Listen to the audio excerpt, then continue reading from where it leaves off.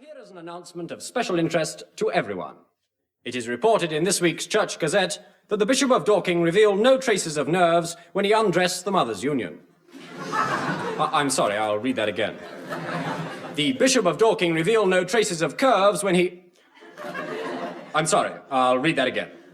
The Bishop of Dorking revealed no braces or I'm sorry, I'll read that again.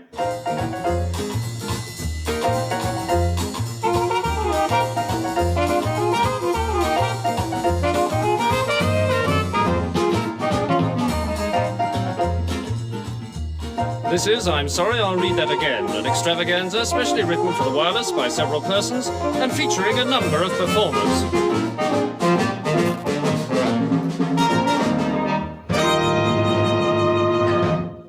And at the halfway stage, the score is the boys of King Arthur's Grammar School, Newquay, 1.5, the girls of Podbury High School, Bratwich, 0. And now, round 7. Tell the difference.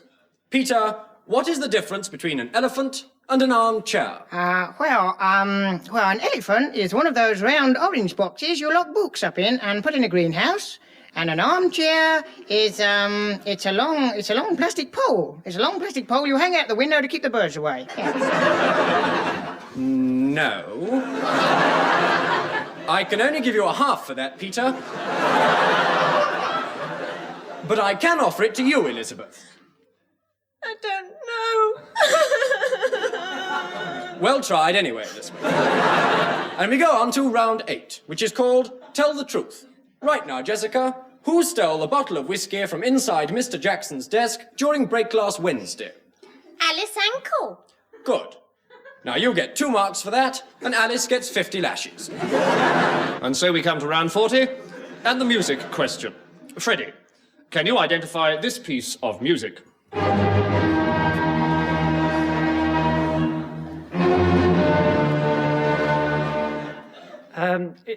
Is it Bar Bar Black Sheep? No. Would you like to hear it again? Yes, please.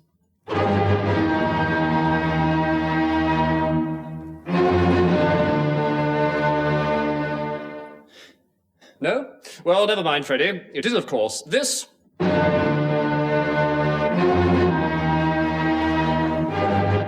Backwards. Good. Now, round 56 is called What Would You Do with A? Feed it to the horses. Ha ha. No, I'm afraid not, Adam. What I mean is, what would you do with a something? You see? So, Penryn, what would you do with a wombat? Play one with it.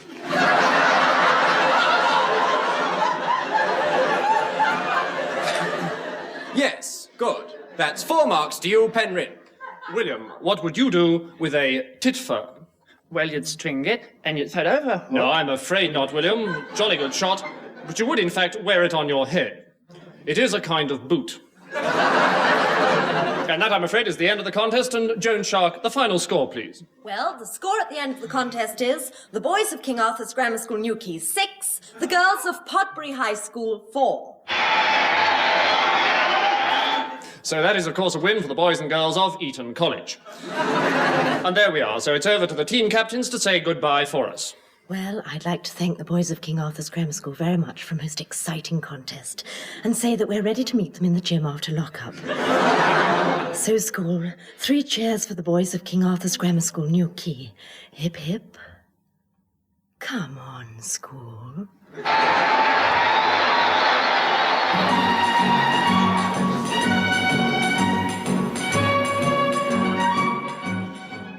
Excuse me, sir, would you mind telling me what that is you're carrying? Eggs. Any particular kind of eggs, sir? Golden eggs, I see, sir. And under your other arm, sir? A harp. A what? A magic harp. May I ask you where you obtain these items, sir? From a giant. Property of large man. Sorry, sir? Property of very large man. And where did you meet this large man, sir? At the top of a beanstalk. Needn't have asked, need I, sir? Oh, so you had a fight with the giant, did you, sir? I see. Fee, fi, fo, what, sir? Oh, yes. Would you ask your harp to stop playing a moment, sir? Thank you.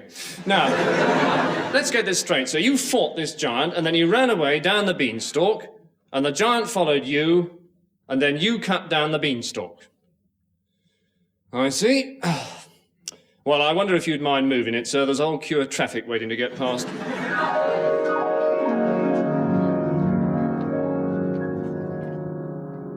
Well, lads, it's my job to welcome you to the Ruskdale Inward-Bound Mountain School. Now, my name is Brigadier Mackintosh, but you can call me Sir. Now, I'm just going to tell you some of the reasons why Inward Bound exists. You see, we here believe that the very best in men comes out in times of war. Well, we can't have a war, but we can have the next best thing. Now, whilst you chaps are here, you'll have the chance to earn yourself one of the Duke of Edinburgh's special awards. These are rewards for initiative, intelligence, and enterprise, and are always given to boys who like rock climbing. Now, we're often asked, what use is Inward Bound? Well, if you look at it that way, not at all. But we prefer to look at it another way. You will soon, all of you, be scrambling about on the rock of life. Now, we want to make sure that you don't fall off. Now, all you lads come from a great variety of different classes, backgrounds. Some of us have been lucky, and some of you have not been quite so lucky. But you know, we don't care what you're like at home, or what your home is like. Here, everyone is on just the same level when it comes to issuing responsibility. So, Pocklington Smythe, you will be our troop leader, and, Bill Biggs, you will be our cook. Now, some little things we do ask of you. During the next month, there will be no drinking, no smoking, and absolutely no contact with the opposite sex. What we want is a completely natural atmosphere. If you do have any problems, I want you to come to me. Only last week, I had a brief and rather dull talk with what seemed to me to be a simple, uncomplicated lad. But after having a week to think it up, he came back. And he told me that he was the illegitimate son of a French nymphomaniac who had had an affair with a white man and afterwards married a drunken homosexual. This was what I wanted to hear. Right, away you go, twice round the grounds and last one under the coal showers of Sissy. And remember, when it hurts, it's doing you good.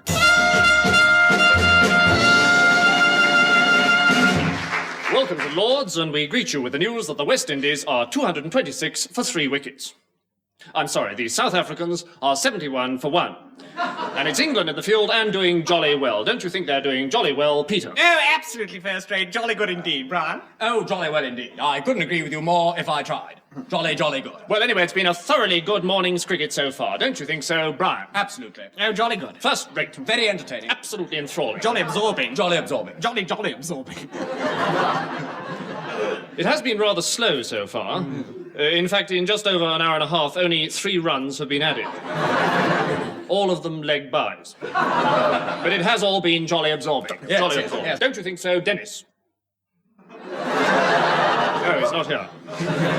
Well, let's see who's batting then. Right, jolly good. Now, it's the West Indies. No, it's the South Africans. And the score is... Now, which one of those is the total? I think it's the one in the middle. Oh, yes, that's right. Well, they're 71 for 3. Good heavens, they must have lost another 2 wickets. Oh, pity we missed that. Well, anyway, England now have had a thoroughly good morning in the field. You know, Brian, I've got a nasty feeling England are batting. Batting? Oh dear, really? The batsmen are wearing English caps, aren't they? They're not wearing caps at all. Oh, no, they're not, are they? I've made one of my mistakes, haven't I? Well, anyway, up here, we all think that England are batting. And now it must be Peter Goddard bowling. Don't you think so, Brian? I don't know. I just don't know. Yes, that's right. Absolutely right. It's Trevor Goddard Big. And he's walking back to his mark. He stops, turns, characteristic little skip at the beginning of his run, and he's coming in. 1, 2, 3, 4, 5, 6, 7, 8, 9, 10, 11, 12, 13, 14, 15, 16, 17, 18, 19, he bowls. And what happened to that one, Peter? I think he got a touch down the leg side. Oh, I thought it hit him on the pad. Anyway, the ball's gone down the leg side. No, wait a moment, he's hit it past cover for 4. Beautiful shot. Past cover's left hand. Beautiful shot. No, the ball went straight through to the wicket keeper. So it did. He didn't get a touch. Straight through to the wicket keeper. I think he touched it. Yes, he was dropped at gully. Put down in the gully by Grace there. A bad miss. Bad miss. No, wait a moment. I think he's walking back to the pavilion. I think to change his bat. Oh. Oh, no, he's chasing off a dog. No, wait a minute. No, wait a minute. He's being given out. Out. He's out. So he has. Out. Rash stroke. Yes. Head right in the air. Must have got a touch. That's English number 4. Caught at the wicket. I think he was bowled. Look, the leg stump's missing. Look. So it is. Must have been stumped. No, clean bowl, trying to sweep. Silly shot. Silly shot. Silly shot, yes. But we have had a jolly good morning's cricket, haven't we? Oh, Well, that's absolutely. Arthur, bowled Goddard. No, he's not out. No, He's not out. He's not out. Well, what a relief for him. What a relief. Yeah, Arthur is still there with 20... so anyway, he's still there. He's still there. And what a good morning's cricket we've had. And as we return to the studio, we say again, a thoroughly entertaining and absorbing morning's cricket. Right. We may not know much about the game, but at least we're gentlemen. Yep.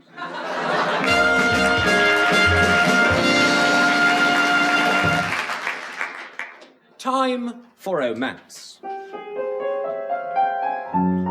History is full of great lovers. Antony and Cleopatra, Romeo and Juliet, David Frost and himself. And since time immemorial, in the eyes of the girl, the man is always a hero. Or is he? For years I've dreamt of the perfect lover. I'd surely know him when he came along. There'd come a day when I'd discover a man who was handsome, clever, and strong. Strong as a lion, tall as a tree, a man who would capture and dominate me. But along came Jim, an ordinary guy. You'd never notice him if he went by, with his ordinary face, his ordinary ways, the kind of man you always meet on ordinary days. But I love him, yes, I love him, 'cause he's just my Jim. I remember when I first met Jim. It was at a party. He didn't have much to say for himself that night, but I realized later he wasn't shy, just dull. But every morning when I hear the round masculine tones of his first belch, and watch him, scratching his dandruff into the cornflakes bowl. Well, yes, I know. He's just my Jim. Dim old Jim. Goodness only knows what made me notice him. It's surely not his looks. It's surely not his clothes. It's surely not the funny baby way he picks his nose. But I love him, yes, I love him, 'cause he's just my Jim.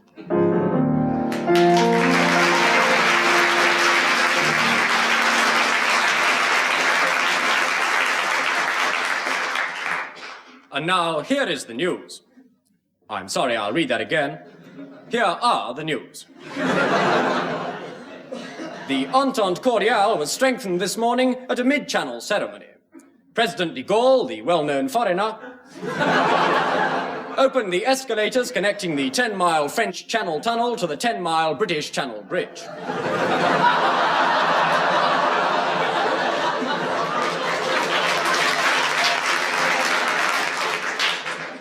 In the House of Commons this afternoon, Mr. Wilson bitterly attacked the Prime Minister. He likened him to Nero, Genghis Khan, Attila the Hun, Machiavelli, Mussolini, Hitler, the Borgias, Judge Jeffreys, and Queen Victoria. Mr. Wilson is leader of the opposition. The Duke of Edinburgh spent this afternoon touring a knitting needle top-fitters factory in Hounslow. On his arrival, he was greeted by the managing director, Mr. L.H. King, who introduced his family and said, "Although my name is King, you are obviously far more royal than I am." Prince Philip replied, "Thank you very much, it is a nice day." The Great Train Robbery. The Great Train is still missing.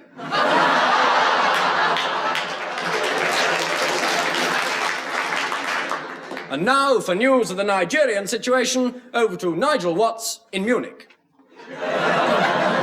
Here in Munich, the mood is one of tension, of suspense. But somewhere discernible in the tension is a lack of tension. A lack of tension. The streets of Cologne here tonight are full of people passing and repassing as they go their various ways. But on many faces there is little sign of the tension or lack of tension that all of them must be feeling. For beneath the superficial gaiety, the carefree merrymaking, there may well be the realization that this is not yet the end of the matter. From the brightly lit cafes of the Forgenrudenstrasse, good night. And now, for a look at the weather, over to the Weather Centre, Kingsway. Right, let's have a shot at the forecast then, shall we?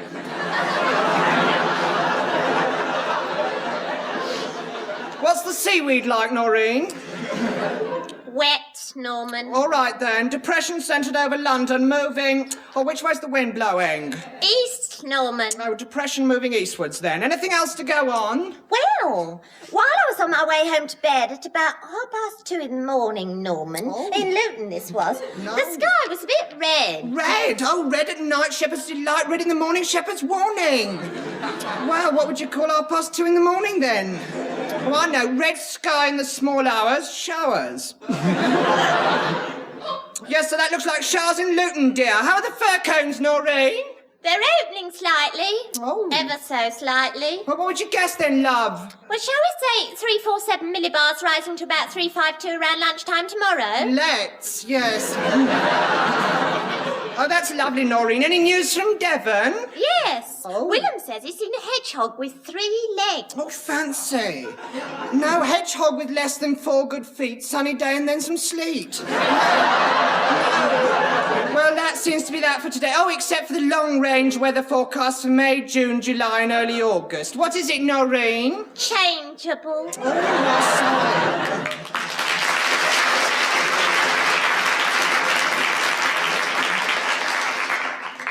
And finally, a police message. At her hotel late last night, Miss Gloria Glass, the actress, was attacked and dragged screaming from her shower by an unidentified young man. Her naked, writhing form was tied to a bedpost with strands of her long golden hair, silencing her screams with a multitude of kissing mouths.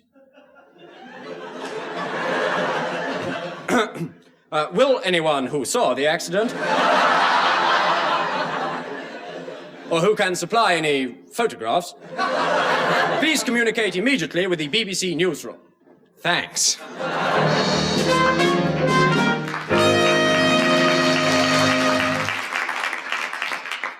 And now, ladies and gentlemen, we had hoped to be able at this point to introduce Shirley Bassey, but instead we have Fritz and his performing hamsters. Thank you, ladies and gentlemen. And for the climax of my act this evening, my greatest performing hamster will jump from a 2-foot platform into a glass of water. Ah! I must teach them to swim.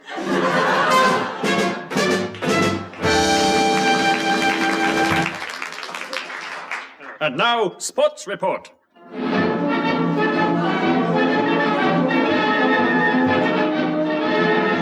And it's north with Alex Stilton for an exclusive view of yesterday evening's workout by Herbert Crimble, Northeast London area wine tasting champion. See what you make of this one, Herbie. Oh, it's enchanting. A little playful, perhaps, but not extravagant. No, it has a certain, I don't know what, a certain je ne sais quoi. Now, unless I'm very much mistaken, it's a claret. You are very much mistaken. Of course I am. Of course I'm silly me. Of course it's not a claret. It's not nearly sinful enough for a claret. No, it is in fact a burgundy? Yes, that's it, a burgundy. A very fine, full-bodied red burgundy. A killing little Chambon Musigny.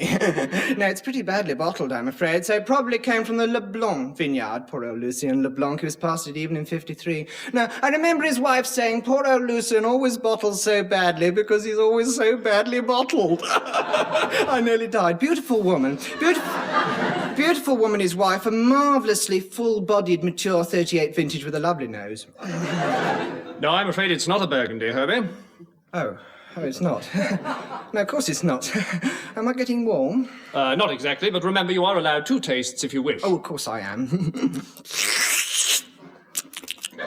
Oh, no, of course, it's an Australian champagne, isn't it? Clico Wallaby, 1963. 1963 and 64. They have the summer and the winter, you know. Wait a minute. It has a slight suggestion of strawberries, so it's probably, in fact, an amusing little Japanese hock. No. A Japanese burgundy, then, a Nui-san Nagasaki? No, of course not. It's a pint of bitter, isn't it? Half a bitter? Bitter lemon. Little bitter lemon? Lemon tea? Lemon squash? Milk? Water? Coffee? No, Herbie, I'm sorry. It is, in fact, a plate of steak and chips.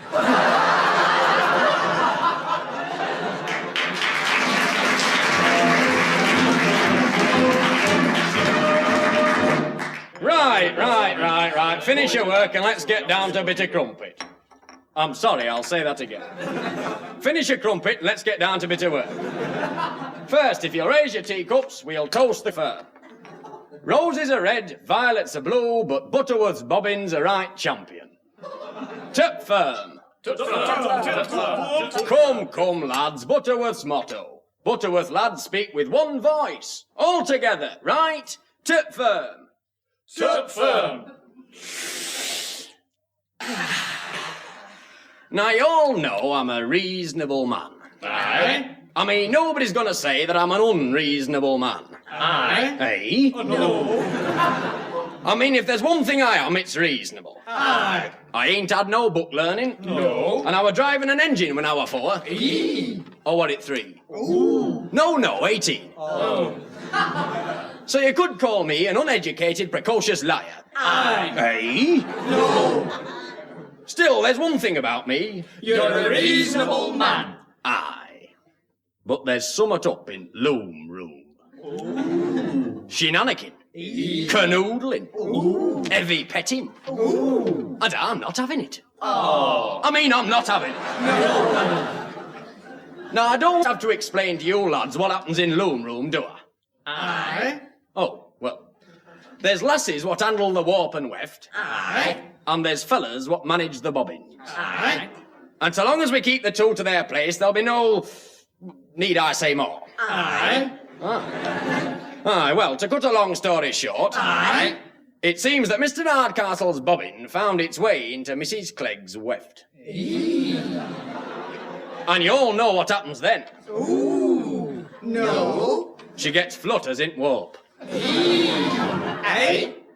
Now, Mr. Hardbottom, our time and motion man, reckons that this incident occurred at 4:15 on Tuesday. Oh. Halfway between the number 1 loom room Aye. and the Spindle Polisher's billiard parlour. Which means it were not only a damn funny place for it, Aye. but there must have been a heck of a lot of motion in a very little time. Aye. Well, I'll say no more now. No. But if you ask me, there's more in this than meets the... Aye.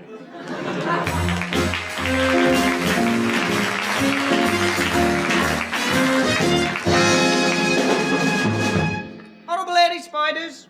Get your horrible airy spiders. Horrible airy spiders. Fun for the kiddies, 2 for a bob, old and feeling. They're airy, they're horrible. Horrible airy spiders. Oh, you're not selling chocolate then? No, I'm not. Horrible airy spiders. Frighten your granny. Horrible airy spiders. Only I saw you had a tray, so I thought perhaps you were selling chocolate. Then I thought, oh no, oh dear me, no, that's most unlikely. I mean, oh, why? Well, who's going to buy horrible airy chocolate? Then I thought it must be cigarettes. You know, it's a pity you're not selling horrible airy cigarettes. You'd be doing a great service, mate. Eh? Well, people wouldn't have much trouble giving them up, would they? I mean... No, I suppose not. Unless, of course, you shaved them. Wouldn't that lose the point? What point? Well, giving them up. Oh, yes. Oh, a friend of mine gave up smoking, started eating instead. Every lunchtime, I'm not kidding, every lunchtime, instead of smoking, he'd have a great big plate of Brussels sprouts.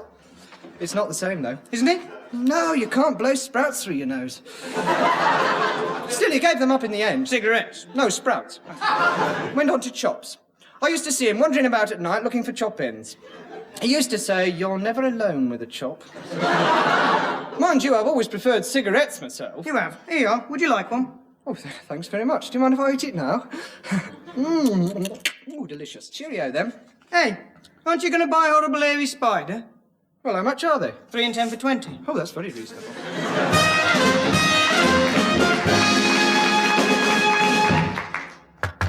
Come in. Oh, come in, Mr. Jones. Sit down, please. Thank you. Now, I want to have a word with you about the state of your account. Oh, really? I Quite. thought Now, I see that your credit stands at only £9,122. Oh, I Why isn't thought it that- more? Well, you see, I was... Quite. Now, I want you to make it up to £10,000 by next Friday, understood? But that's impossible. Why? I mean, surely if I'm over £9,000 What do you think banks are for, Mr. Jones? They're not just here to help you, you know. It's their job to accumulate money. Yes, but I mean... Quiet! Now, let's be reasonable. You can't expect banks to behave like benevolent parents. Half the trouble with you, Mr. Jones, is that you come from a generation that thinks banks are a service. They're not. They're a business. We want your money. Now, only last Tuesday you cashed a cheque for £3.17 6. Why? What was it for? Well, I bought a pair of trousers. The pair you're wearing? No. So you have 2 pairs of trousers? Yes. Just as I thought. Really, Mr. Jones, this bank is not a charitable institution, you know. Now, how are we going to rectify the position? How much money have you in your pocket at the moment? Well, about £1, 10 and 4. Well, I'll take the pound for a start. Now, your wife, is she earning? Well, no, she's cooking my dinner. Put her out to work, man. Put her out to work. Plenty of jobs around. But my son, You've got a son. How old? 6. Has he got an account? No. Piggy bank? Yes. I want it. Bring it in on Friday with the rest. Now, your car. Sell it. And how are we going to get you more money? What's your job? I'm a bank manager. Oh, really? Where? Sutherland's. Oh, my account's at Sutherland's. Yes. Well, as a matter of fact, that's what I came to see you about. Ah, yes. Well, now I can explain that, you see. I've been having a great deal of difficulty recently. My mother's not been at all.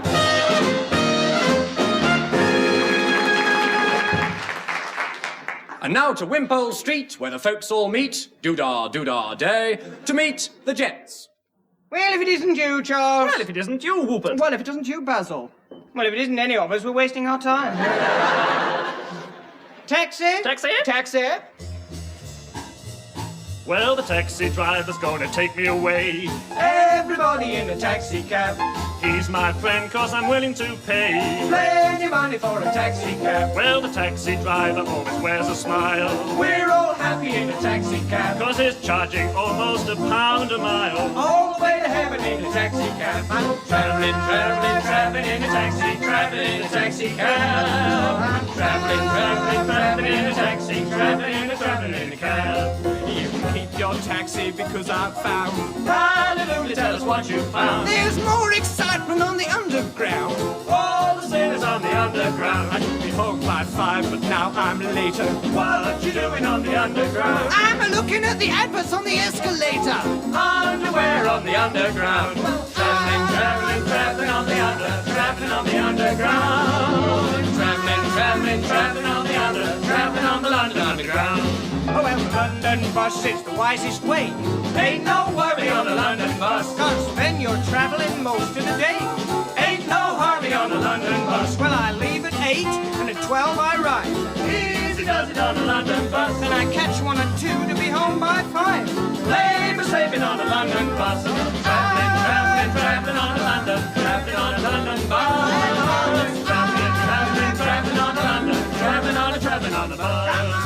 I'm traveling on the traveling on the London bus. I'm traveling on the traveling on the bus. I say, I thought that was rather immaculate. Yes, I like.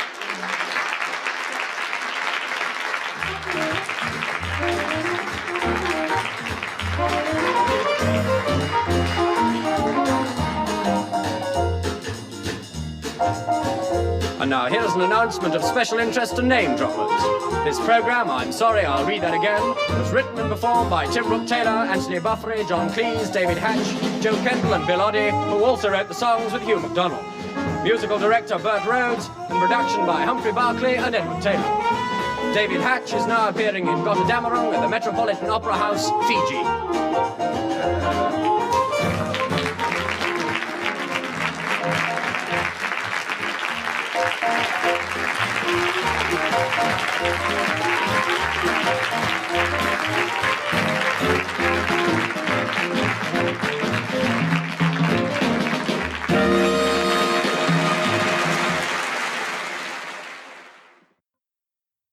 And now here is an announcement of special interest to sports fans. This afternoon's race at Newmarket for the Bradbury Gold Cup resulted in another victory for the Queen Mother. This was an extraordinary achievement as all the other runners were horses. I'm sorry, I'll read that again. This was an extraordinary achievement as all the other runners were horses of exceptional ability.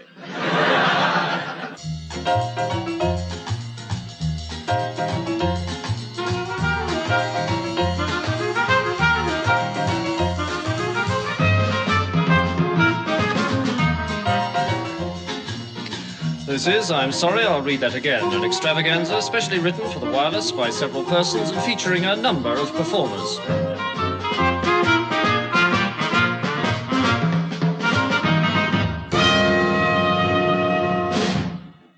This is the cultural service of the BBC. English for Beginners. Part 1, Grammatical Syntax. My name is Beatrice, and I shall be reading the sentences to you, while Julian... Hello, I'm Julian. will be giving the points of grammatical interest. So now, if you're ready, we'll begin. Who is afraid of the big bad wolf? Interrogative. My auntie is in the garden picking flowers. Adverb phrase of place. My uncle is not in the garden picking flowers. Not an adverb phrase of place. My uncle is in the potting shed. Fact. My auntie would still be in the garden picking flowers if the wolf were not eating her. Conditional clause type B, improbable circumstance. The wolf is scratching my auntie. Clause relative.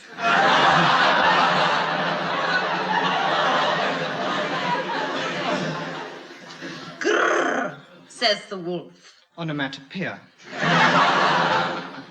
The wolf is tearing down my auntie's... Indefinite article.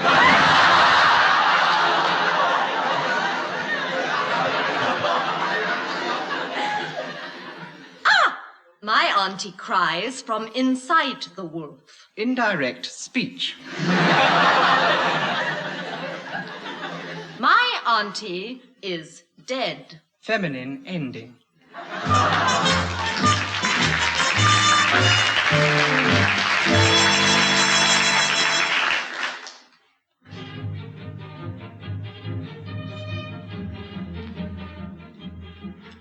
Good evening, and welcome to another edition, indeed, another program, in our Monitor series. Tonight, we look at music. Indeed, at popular music. Pop music. Recently, there has been a spate, indeed one might almost say a flood, of popular songs, pieces, with an intellectual slant. Tunes such as Mona Lisa with the Laughing Face, Venus in Blue Trousers, Roll Out the Beethoven. And indeed, one might almost say, in fact, as it were, tonight the Monitor team presents its very own intellectual pop song. And here it is.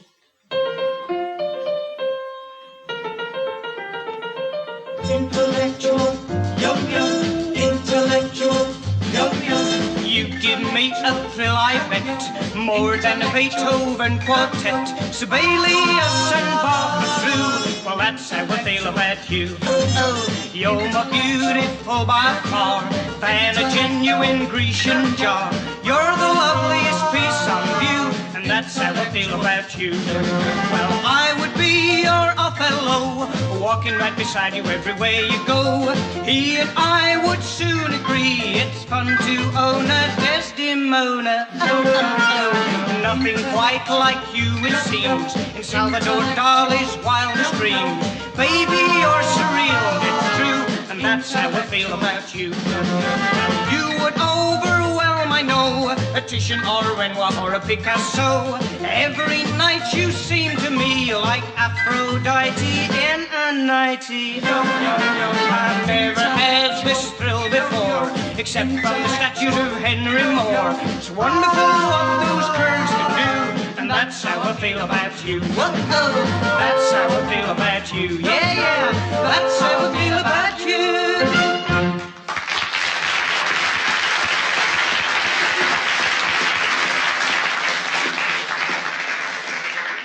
Good heavens! Oh, fancy meeting you. Now, don't tell me It's, Nigel. Jeremy. Charles?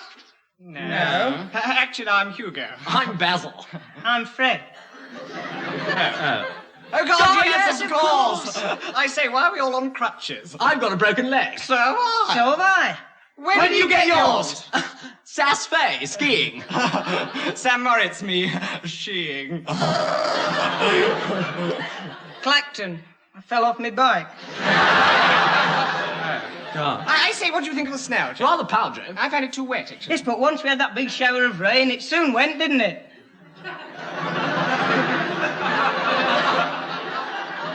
Did it? Really? God, I bet you don't know what they called me out there. No, go on, slay me. The terror of the slopes. I bet you don't know what they call me. God, what do you call it? God. The cad from Cantab. Oh, God, how appropriate. No. What did they call you? Fred.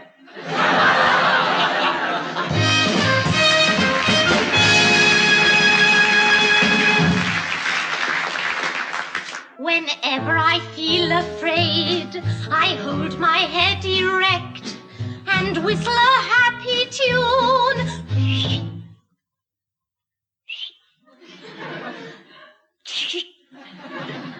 Help.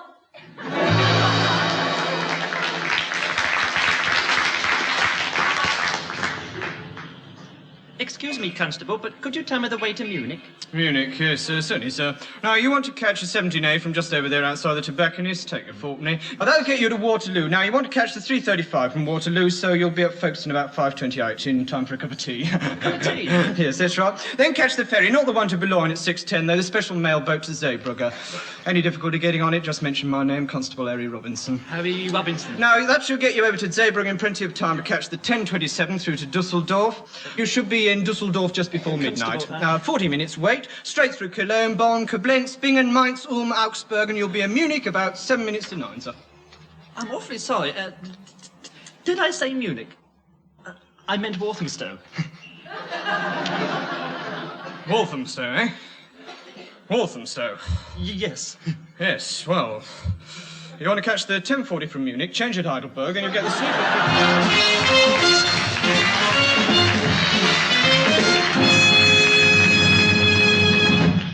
Support the meek. Support the meek. Support the meek, sir. Support the meek. Support the meek?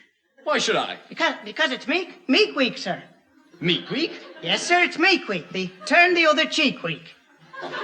Would you be so good as to tell me what meek week is for? Well, it's the week the meek clique speak, sir. You don't get a squeak out of the meek any other week of the year, sir, except in meek week. What is meek week? Well, it's a fortnight, really. A fortnight? Why is that? Well, that's because the meek are weak, sir. You see, they have to have a fortnight. And mark you, if 7 days makes 1 week, a fortnight makes one exhausted. Well, not today, thank you very much. Hey, wouldn't you like to buy a copy of the Meek Weekly, sir? The Meek Weekly? Yes, sir. Brighten your bleak week with the Meek Weekly. The Midweek Weekly for the meek, sir. Now look. Yes, sir. Suppose I do buy a copy of the Week Weekly. Yes, sir. Suppose I do support the meek. Yes, sir. Well, what I want to know is, what do I get out of it? Well, for a start, you inherit the earth.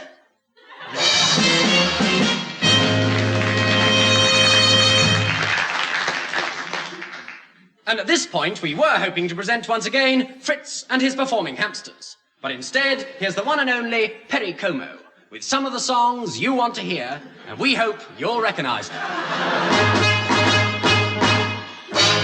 What did Della wear, boys? What did Della wear? Thank you. South of the border, down Mexico way. Thank you so much, you know you're the greatest. Catch a falling star. And finally, one of my favorites.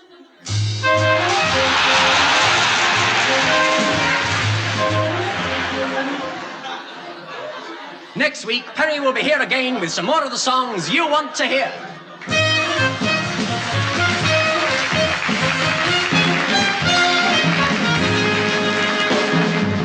Genesis chapter 19, verse 26. But his wife looked back from behind him, and she became a pillar of salt. A pillar of salt? Good heavens. Great Scott, I am surprised. What an extraordinary thing, a pillar of salt. It's not the sort of thing you'd expect, is it? Not a pillar of salt. Not nowadays, I mean. I mean, if you're walking into the lounge with your wife, the last thing you'd expect is for her to be turned into a pillar of salt. Well, perhaps not the last thing you'd expect. I mean, she's not going to be turned into a pillar of pepper because you couldn't get pepper to stay in a pillar. It would all powder away. So I suppose a pillar of salt is the penultimate thing you'd expect. Still not very likely. I mean, if you're meeting a friend at 2 o'clock and at 2:05 he hasn't turned up, you don't immediately say, "Oh, I expect he's been turned into a pillar of salt." Not immediately. I mean, if you're walking down the street, you don't say, "Oh, look, there's a pillar of salt. I know him." Not nowadays. Still, in the days of yore, I suppose it was a very different kettle of fish. Quite run-of-the-mill. I mean, if you were out having lunch with someone, you'd have to be awfully careful about asking him for the salt, just in case he'd had a recent bereavement. Even so, it wouldn't be a commonplace. Read all about it. 43 more saline deaths in Hebron. Of course, the Romans used to foretell the future by means of omens. The omens of the Romans. The main omen, what they used was entrails, and all that entails. For instance, an authorised magistrate would apprehend a passing goat, slit it up the middle, run an eye over its giblets, and then trot off to the forum and shout, "Good evening, here are the 9 o'clock innards." So Lot took heed of the Lord's words. I don't know how he got the message. It might have been in a gopher wood box, or even in a pot. A pot of message. That's not right. Anyhow, the message was that the Lord was going to strike down Sodom and Gomorrah and all the people therein with fire and brimstone and blood and hail in his mercy. Of course, you remember the film Sodom and Gomorrah? Well, they were originally going to call it The Phantom Japanese Knife Grinder Strikes Again. But they rejected that, largely on grounds of irrelevance. Hymn 42.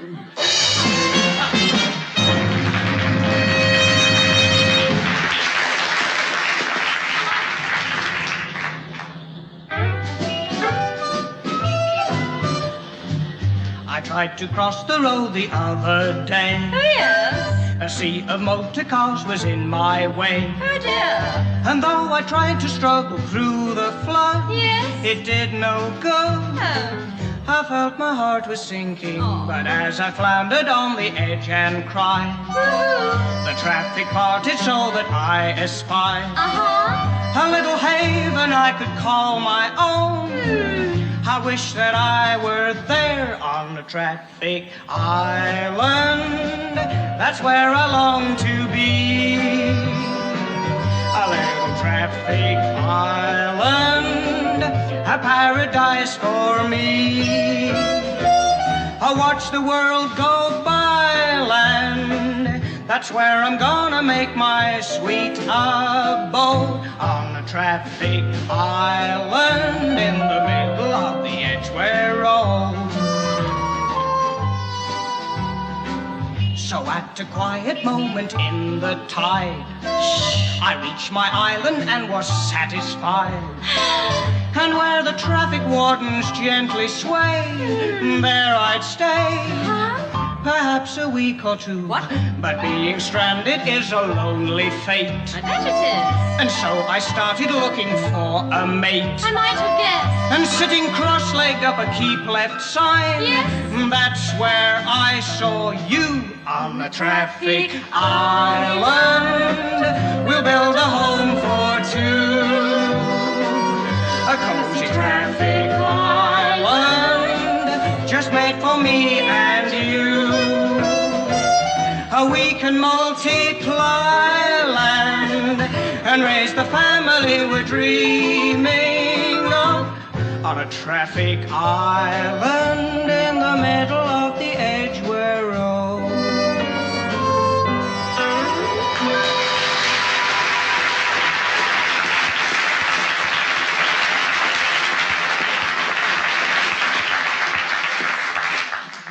It has been announced that a team of satirists from a London club is to tour Italy. They will perform their numbers in English, and these will be communicated to the audience by means of an interpreter. We are pleased to welcome in return that controversial satirist from Germany, Herr Shirt, who will tickle us with his jibes. Our own Misfortune will translate. Guten Abend. Wir haben alles Gewürzenheim, was dieses Unterhaltensein ist, aufgelesen. Und die wunderwasser ausgestellten Bungenhäuser ist geschlützt mit Lord Hume. Und der ausgezeichnete und sehr große Herr Ulbricht. Wenn der Bundesschwein und Präsident Johnson ist hierher gekommen, Schnitz, dann haben wir der Sneaky Tony Armstrong Jones geschnitzt.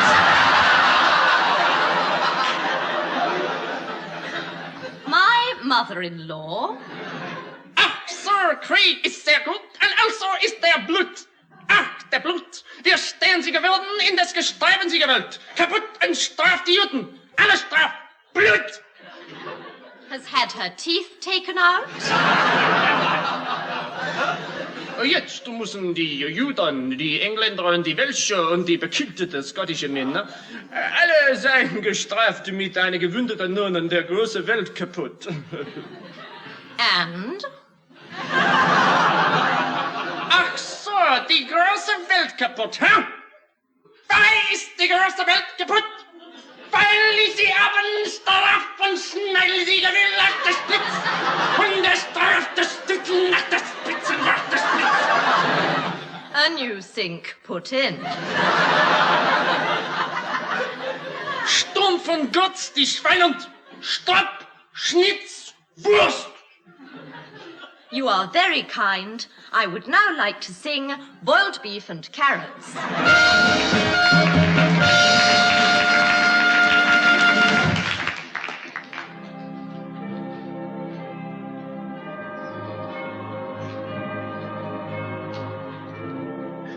Scrap heap for 1930 foot.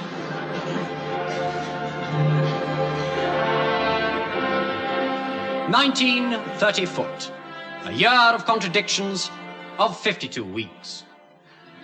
And as you step back with me into the world of January 1930 foot, what is it you notice?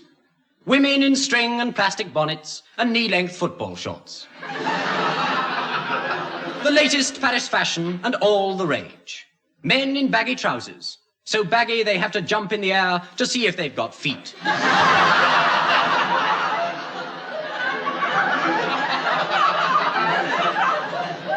Horse-drawn bicycles, and everywhere in the towns, streets. On postage stamps, the bearded profile of Queen Victoria. You can send a letter for 3 halfpence. Eggs are 2p each. Stingrays, only 4 shillings a dozen. A silk suit costs half a crown. A small saloon car, only 12 and 6.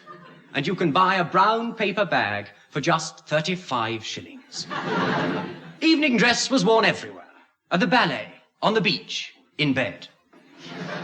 Was this, then, the age of elegance? Not a bit of it. It was the age of contradictions. No, it wasn't. Yes, it was. February the 3rd, riots at Bath. Hailstones the size of railway engines in Crewe. Martial law declared in Wapping. Hailstones the size of hailstones in Bolton. Monsoons in Calcutta. We now know that the hailstones the size of railway engines in Crewe were, in fact, railway engines. Yes, the 30s, the pre-hovercraft era, years to remember.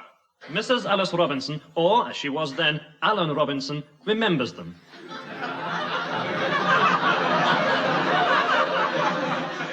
Oh, yes, I remember the 30s. There was 1936 and 1934, and let me see, 1931 and 1932. Yes, 1930 foot. At the Prince of Wales, Maurice Chevalier was making his farewell appearance. Well, I'm glad I'm not young anymore.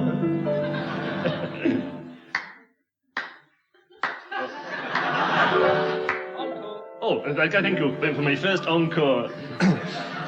Every little breeze seems to whisper Louise. Meanwhile, in the League of Nations, the United Kingdom was lying third. Then... We have now received confirmation of reports that Italy is preparing to invade the small eastern Mediterranean island of Barthus with 12 armoured divisions, convoyed and supported by the entire Italian Navy. Crisis at the League of Nations. Sir Humphrey Brush, a member of the UK delegation, described the scene. Absolute chaos! Half the trouble was the interpreters were on strike. I mean, a load of frogs, krauts, dagos, Arabs, Japs, wops, jugs, ruskies, coons, yanks, and chinks jabbering away. I mean, it was like a blessed circus, it really was. I mean, they all spoke such rotten English. The Italian Navy is now less than an hour from the island of Barthus. A successful act of aggression such as this would spell the end of the League.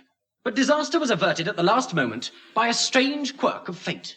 2 shepherds saw the Italian divisions landing and chased them away.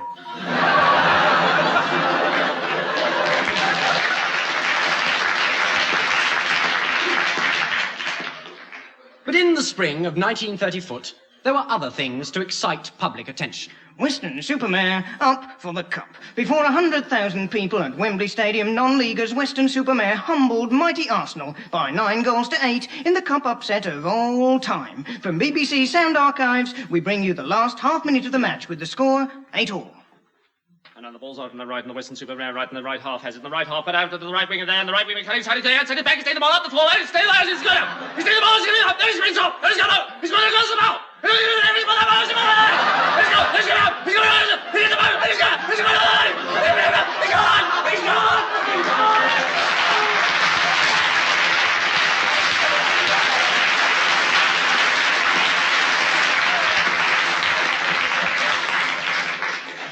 The commentator, a Western man, died just after the final whistle. Meanwhile, in an obscure laboratory somewhere in the depths of the physics department of Cambridge University, a promising but as yet unknown scientist was engaged in work on an unknown and secret project. What he was working on, we shall never know. But just down the corridor, an aged professor was coming to the end of his life's work.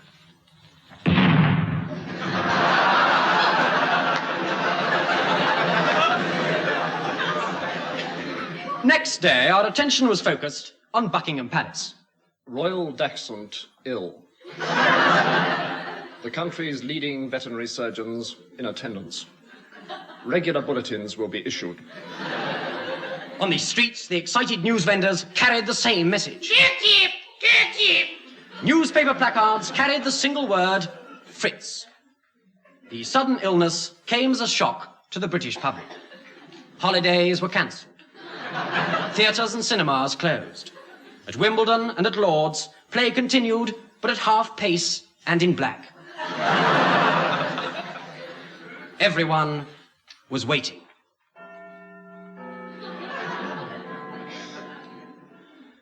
Here is the 9 o'clock news.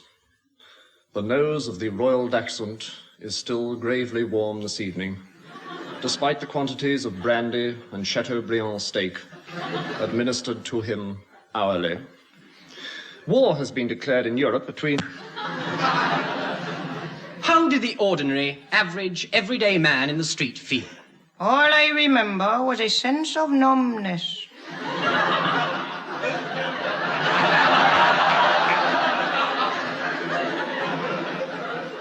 Everyone was waiting.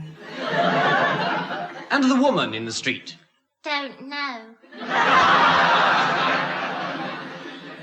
On August the 8th... Tonight, the BBC will remain open.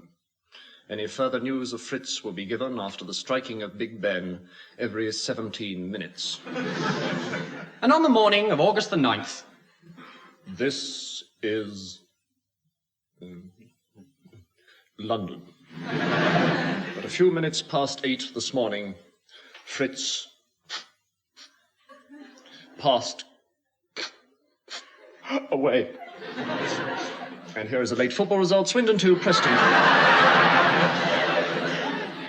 But there's a brighter side to the hate.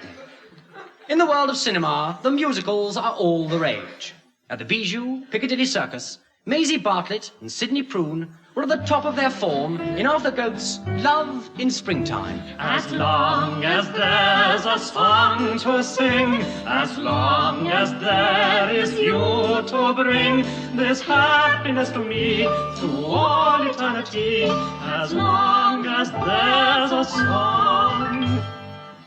While at the Ritz, Leicester Square, Jessie Carter and Wilbur Gannett star in Hector Brom's smash musical hit, Loving You. As long as there's a song to sing, as long as there is you to bring. Court action followed. But the cinema was facing a new rival, the small screen. At Alexandra Palace, the first live TV transmission. At 8 o'clock on the evening of July the 17th, on 7,000 television sets in the London area, a large, dark, shapeless object floated gradually into view. Good evening and welcome to another edition of Panorama.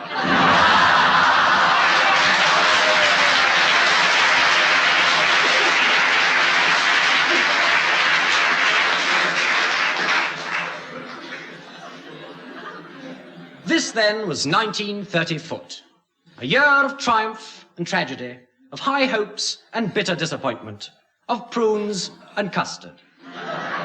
But perhaps the climax to the year's achievements came with the launching of the mighty Queen Anne. I named this ship the Queen Anne.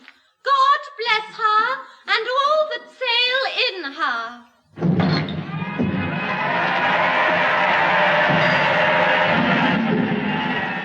She's more than a ship, she's a gesture, a symbol of the new times ahead.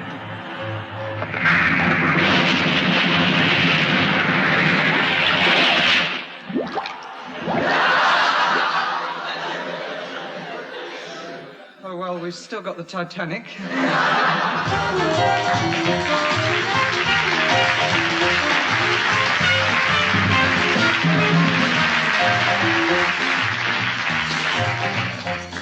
And now here is an announcement of special interest to Somerset House. This programme, I'm sorry, I'll read that again, was written and performed by Tim Brooke-Taylor, Anthony Buffery, John Cleese, David Hatch, Joe Kendall and Bill Oddie, who also wrote the songs with Hugh MacDonald. Additional material by Chris Stewart Clark, Graham Chapman and Len Piercy. Musical director, Gordon Franks. Production by Humphrey Barclay and Edward Taylor. If all the chairs in the world were placed on top of each other, there would be room for only one person to sit down.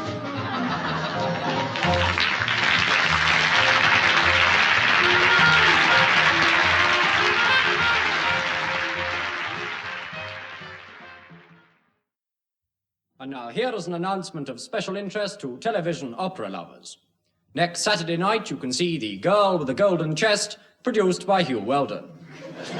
I'm sorry, I'll read that again. Next Saturday night you can see The Girl of the Golden West, seduced by Hugh Weldon. I'm sorry, I'll read that again. I'm sorry, I'll read that again.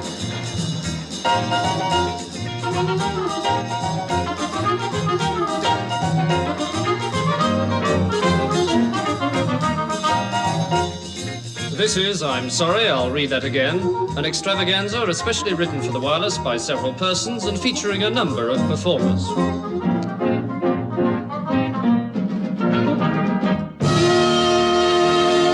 Oh, come in, Mr. Layton. Do come in, please. Do sit down. Make yourself at home. Good. So you're interested in joining the Secret Service, are you? Yes, sir. Splendid, splendid. Now, in this branch, we need alert, intelligent, active young men with good nerves. You have got good nerves, have you? I think so, sir. Good, good. They're absolutely essential in the kind of work that we're all connected with in this department, as you can well understand. Look out! Look out! There's an earwig on the desk. Don't move. It's all right. Don't panic. Huh. See me kill it? Nerves like steel, you see. Now, name? Smith. Mm-hmm. Christian names? 12, sir. Very well. Let's have them all, then. No, my Christian name is 12, sir. Oh. Come from a large family? No, sir, 3. That's small for a large family. Now, what nationality was your father? English. English, yes. Where was he born? Buenos Aires. Buenos Aires. That's Somerset, isn't it? No, it's in the Argentine. Argentine. Oh, yes, silly old not Somerset. Of course it's not. Doesn't even sound like Somerset, does it? Not Buenos Aires, no. That's in the Argentine, isn't it? Yes, sir. Ah, I thought it was. Right, your mother, where was she born? In southern Russia, sir. Ah, some kind of stepmother, eh? No, sir. Can't be too careful, you know. Got to check up. She wasn't a Czech, was she? No, sir. Oh, just as well. We don't accept checks. Of course, we take cross checks, but not double cross checks, because if you double cross a check, that makes him cross. You ever come across a double cross check? No, sir. Good. Now, what languages do you speak? French? Yes, sir. Good. German? Sprechen Sie Deutsch? Ja, ich spreche wenige Deutsch und ich bin Wasser ausgestehen Bungenheiser. You're not German, are you? No, sir. Oh, just as well. We don't want Krauts in the Secret Service, you know. Not as bad as the Japs, mind you. They climb over the filing cabinet now, do you see them? They're after the strawberries. Do you want a strawberry? I mean, why do you want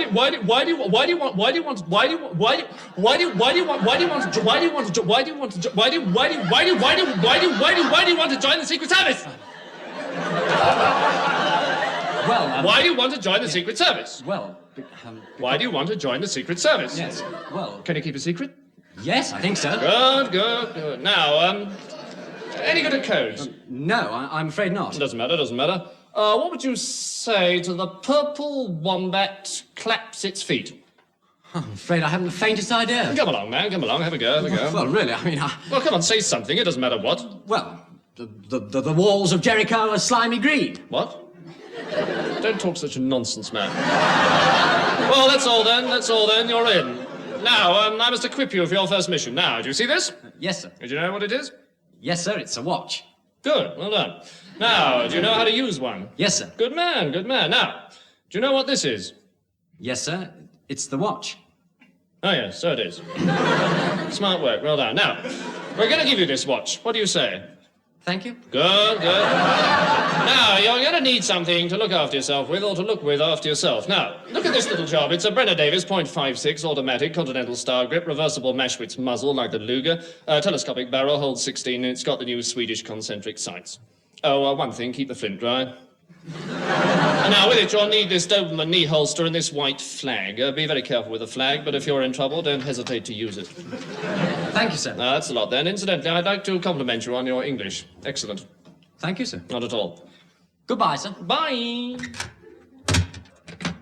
Hello? Oh, hello, number one. I'll have to watch this new chap, you know. Mad as a hatter.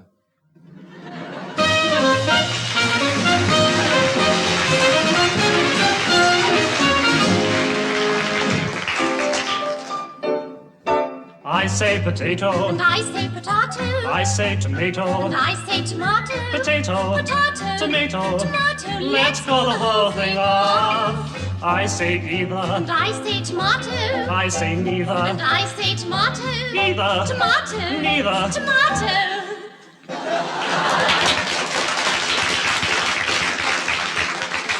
And now over to Kempton Park. Here at Ascot, we join the Entrecote Stakes with just over 3 furlongs to go. 3 furlongs to go, and it's Rhubarb Tart leading from Wombat the second. Wounded Nuns coming up on the stand side. Cigarette Girls fourth, and Beethoven's fifth. And as they come round into the straight now, it's rhubarb tart from Wombat the Second with Wounded Nun challenging. And 5 furlongs to go, 5 furlongs, and they're coming up to the 8th fence. And they're all over safely, and it's only 6.5 furlongs to go. And Wounded Nun's moved into second place as they leave the race course and go out onto the M1. And it's rhubarb tart on the fast lane from Wounded Nun, Wombat the Second's third, Beethoven's fourth, and Frying Pan's moved into 5th place. And now over to Paul Billingham in Ipswich. As they thunder towards me now, it's rhubarb tart, still from Wounded Nun, with Frying Pan moving up to challenge Wombat 2, and to see how they fare at the North Sea jump over to Mike Branton at Dover. And as I come towards the first double, it's still rhubarb tart in the lead, and they're all checking in at the customs. And Wombat the Second has refused there. And in fact, quite a few are being stopped by this fence, but Beethoven's over, so is Wounded Nun, and as the rest of the field come up to take this fence, we join Pierre at Boulogne. Oh, rhubarb tart has just jumped the English Channel and has gone racing on towards Germany. Here in Berlin, I can just see now that Wounded Nun and Rhubarb Tart are going to take the Berlin Wall together. And they're over in the field is scattered, yes, scattered over Europe now as we follow the leaders who have taken a sharp right turn towards Africa. And with Beethoven joining the leaders, they jump the Suez Canal turn, and while the leaders race away down the Burma Road, we hear that there have been some terrible falls at Niagara.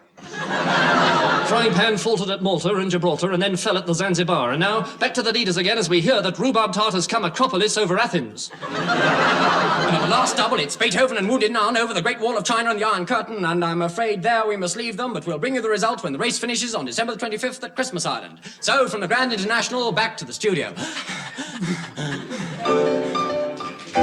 grapefruit. I say tomato. I say marmalade. And I say tomato. Today there is a boom in country and western songs, and we know why. It's because these songs always tell about the strange and wonderful adventures that have actually happened to real people. Like this. Sing us a song, then! All about real people. And real adventures. I was down in Old Virginia in the year of 62. The sun was red, the fields were green, and the sky was deepest blue. It's amazing! The rain that fell was always wet, the snow was always white. The sun shone bright the whole day long, and the moon came out at night. Shucks. Oh, the wind blows free, take me back to the wild country. There's nothing like the sights you see when you're a traveling man. That's fantastic. Tell us another one, Luke. Well, I was up in Houston in the year of 63. There was grass in all the meadows and leaves on every tree. You know, the towns were full of houses with people passing through. In fact, it all reminded me of Virginia in 62. Oh, the wind blows free, take me back to the wild country. There's nothing like the sights you see when you're a traveling man. I can hardly believe it. I can't hear enough of these old stories. We rode upon our horses with shoes upon our feet. We had water there for drinking and food which we could eat. It's alive! And every step the horses took went forward down the track. When we reached our destination, we turned round and came right back. Makes my blood run cold. Amazing. Tell us another one, Luke. I've traveled long, I've traveled hard, and many sights I've seen. And many are the memories of the places I have been. But of the many wonders, I think that I can claim that everyone was different and no two were the same. Oh, the wind blows free, take me back to the wild country. There's nothing like the sights you see when you're a traveling man. Oh, the wind blows free, take me back to the wild country. There's nothing like the sights you see when you're a traveling man. Sing us another one.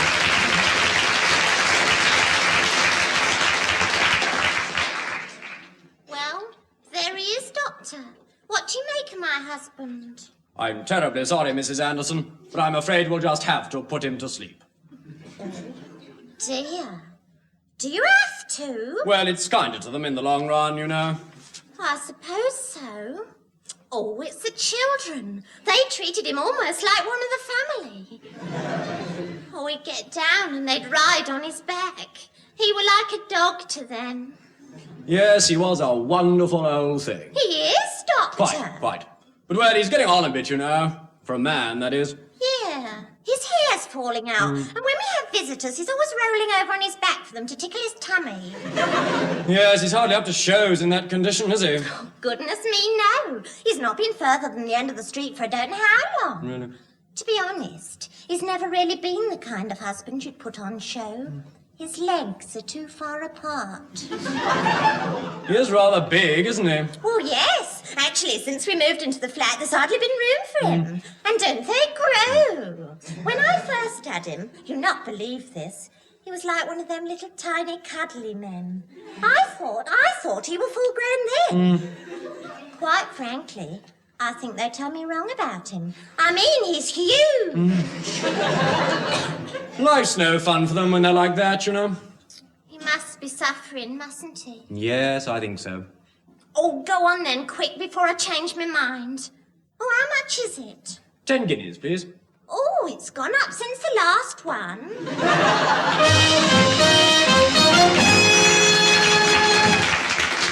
Now, Minister, where does the British government stand on the iceberg question? That's a very good question. I'm glad you asked me that.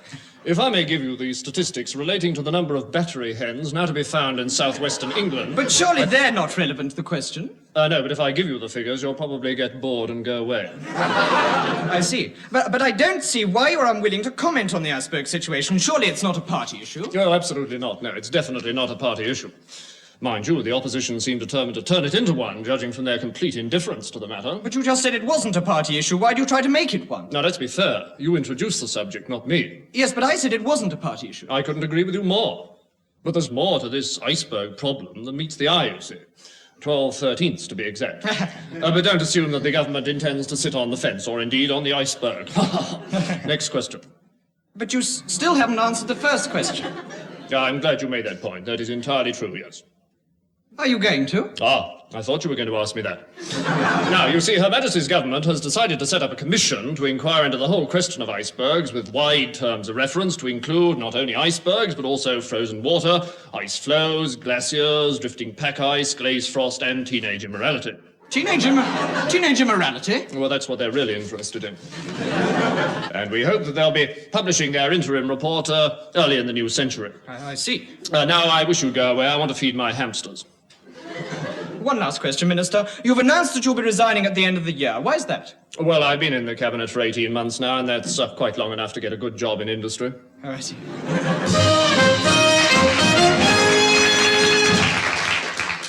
And now here is an announcement of special interest to old joke lovers. In an effort to promote better parliamentary relations, the Prime Minister, Sir Alec Douglas Hume, today invited leading members of the opposition to shoot at his ancestral seat.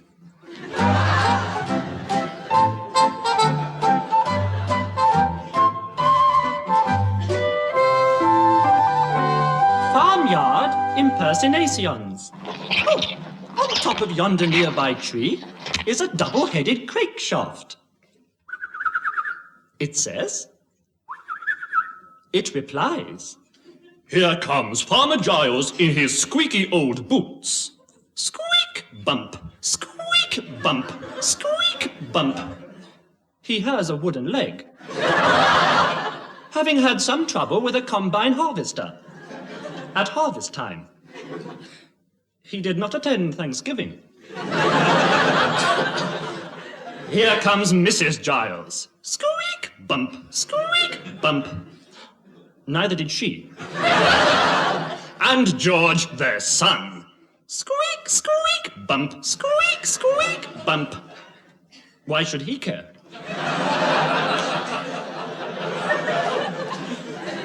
In the farmhouse, Mrs. Giles is strumming a banjo, playing snap, and teaching herself French from gramophone records. What a pity she's out of earshot. In yonder nearby field are a lot of yonder nearby sheep of all ages and sizes.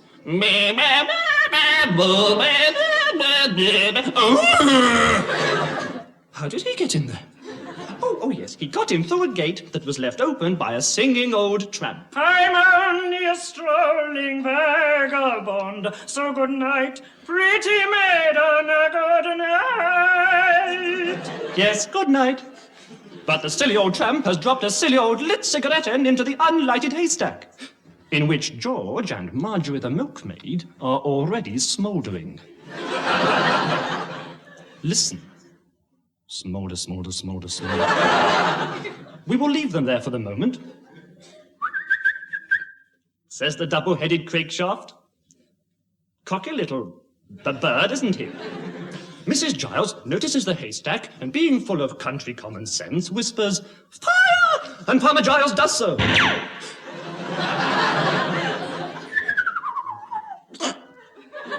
Says the single-headed crakeshaft.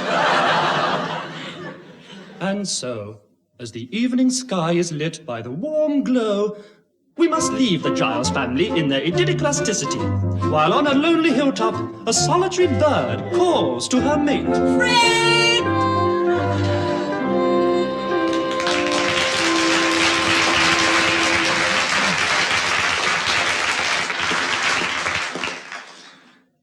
Well, boys, I'm very glad to welcome you all back for a new term, and I hope it'll be a very happy one. Who did that?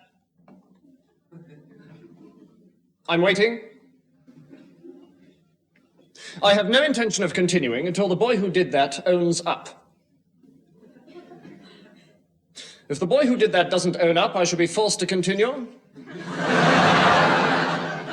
Very well, I shall continue. I'd like to welcome all the new boys, but I can't because there aren't any, and similarly, those who left last term are no longer here.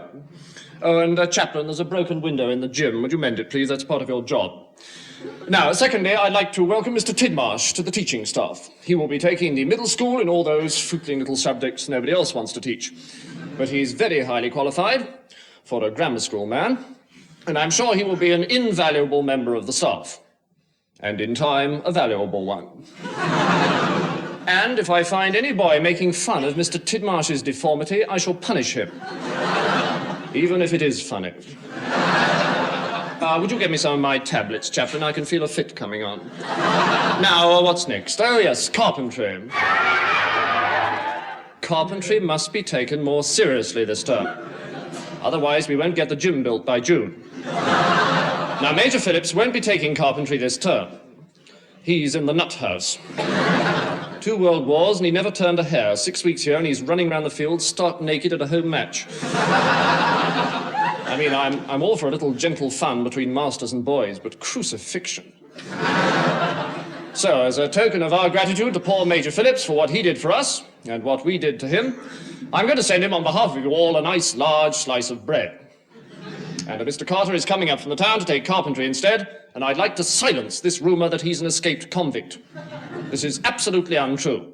He has, in fact, served his sentence. Oh, and Chaplain, why isn't the bacon slicer working? Chaplain, if I see you reading that Bible again, I shall confiscate it. Put it away. Now, Rugger. Rugger. Well, I think we've got a chance of producing a jolly good team this year, now that Mr. Mason has left. Anyway, good luck, and Watson, get your hair cut. And I found this knife in my study. Is it yours, Tendler? The blood on it is rhesus positive. Get it afterwards, boy, not now. Now, finally, there are 2 school rules I want to remind you about. Secondly, boys may not walk behind the gym between the end of short break and the beginning of the 4th period unless they're in the top game and not on the sick list, unless going to a music lesson, in which case they should get my permission. Or on Fridays, tell the senior master and then get permission from whoever is in room 4 in Bodicea House, and in any case they should wear Wellington boots unless the ground is dry, and any doubt about that and they'd better ask you, Chaplain. Any boy who breaks this rule will be expelled. And firstly, any boy found hanging from the wall bars will be found hanging from the wall bars. Oh, yes, and the lino is loose in the changing rooms, Chaplain. Oh, by the way, Chaplain, why wasn't there confirmation last term? You forgot? What do you mean you've got too much to do? Oh, don't cry, man, not in front of the boys. Oh, how wet. Come and see me afterwards, I'm going to beat you. Well, that's all, boys. When I ring... That's all, boys. And when I ring the bell for the first lesson, I want you all to go and get your hair cut. Thank God somebody here has got an orderly mind.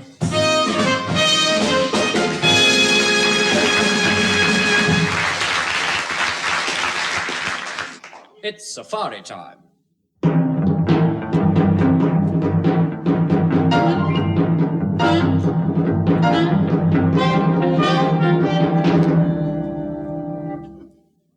once again, our hosts are Marmot and Delilah Menace.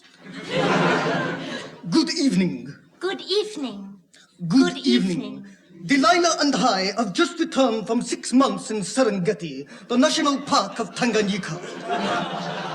Yes, Marmot and I in the National Park of Serengeti for 6 months. Yes, both of us in Serengeti. Here on the film, you can see us at our camping site. Look, here is little Ricky, our baby mongoose, frolicking. Look at him frolic. But where are our other pets? Aha, here they come. This is little Rodney, our little baby warthog.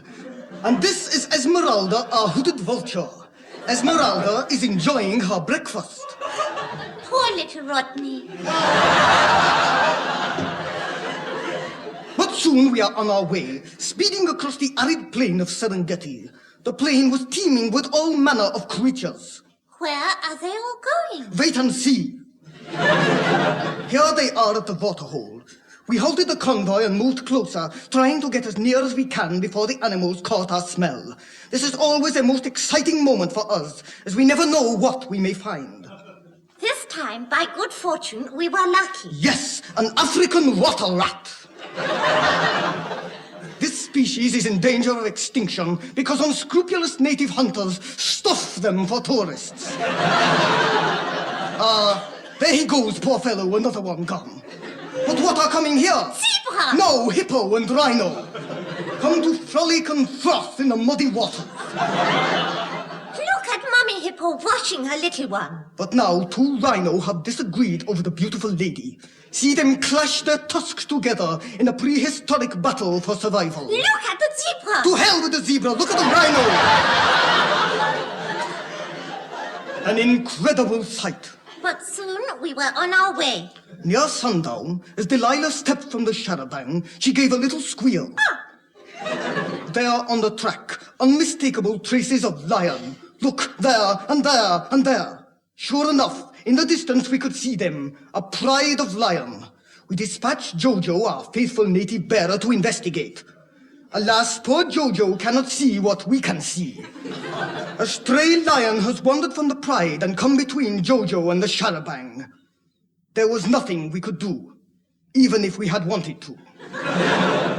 The king of beasts sprang. It was all over in a quarter of an hour. Now see again the spring in slow motion. See those legs kick. Alas, in vain. Esmeralda, our pet vulture, was first on the scene as we carried poor Jojo to a nearby native village. Here lived the primitive Ubuntu tribe, a tall, graceful people with tattoos in the strangest places. Look, there and there and there. I had to go into the bush on a mission that could not be delayed.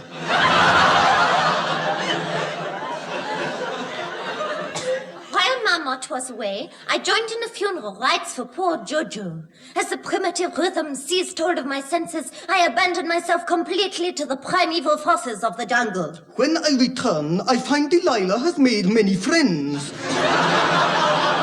Look, there and there and there. But I fear we can show you no more tonight. Next week we shall be returning to Africa, and I shall be going to the Bongo foothills. And I shall be returning to the Ubuntu. Good night. Good night, Delilah. Oh, before I go, ladies and gentlemen, I shall be here again in a fortnight's time with some exciting human interest pictures of the flooding of the Ubuntu Valley. Good night.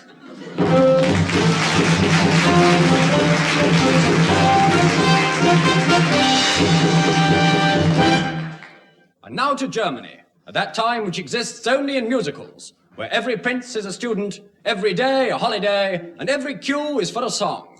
Come to the beer garden in Heidelberg. Drink,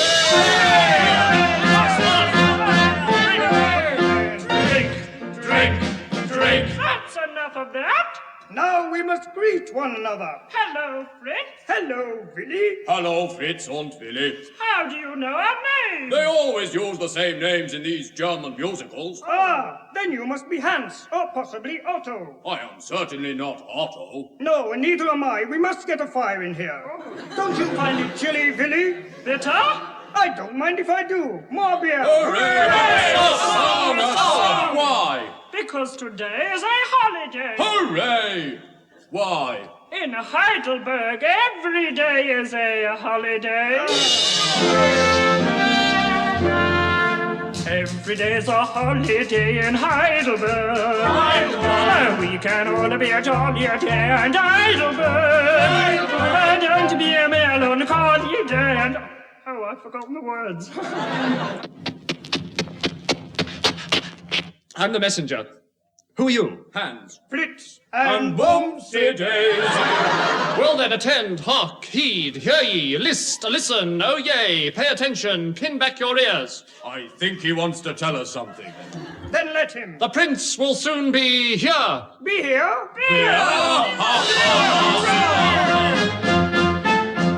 Drink, drink. Stop! The prince is coming. Hail, prince. Ale? I don't mind if I do. Oh, prince, since you are a prince, you must be our leader. Then I shall fall in love with him. Don't say that, Mitzi. Can't you see Hans is lovesick? My darling, I love you.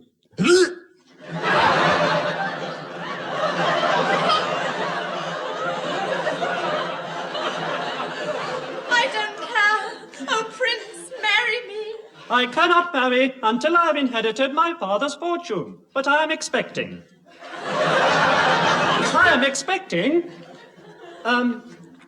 Prompt. Expecting a message any minute. A message for the prince. I am the prince. What is your message? Even now your father lies upon his funeral bier. Your father is... dead. Now I'm owner of all the breweries in Westphalia. Hooray! Hooray! I'm the owner of all the breweries in Westphalia. There's no owner who is more heartier or hailier. Whenever the beer begins to flow, whenever your cheeks begin to glow, you're certain to lose your senses. So free hearty cheers. Hooray! Hooray! Free hearty cheers. Oh, now I can be a great success and not a failure. Now I can wear a carnation in my buttonhole instead of a dahlia. I'm terribly glad that I'm the prince, especially now that I'm convinced that I'm the owner of everything since my father's dead. He's dead! He's dead! He's dead! He's dead! My father's dead. Oh, I'm the owner of all the breweries in Westphalia. But they simply do not manufacture the best ale here. But they do in Württemberg. I'm sorry, we'll sing that again. Not now, dear.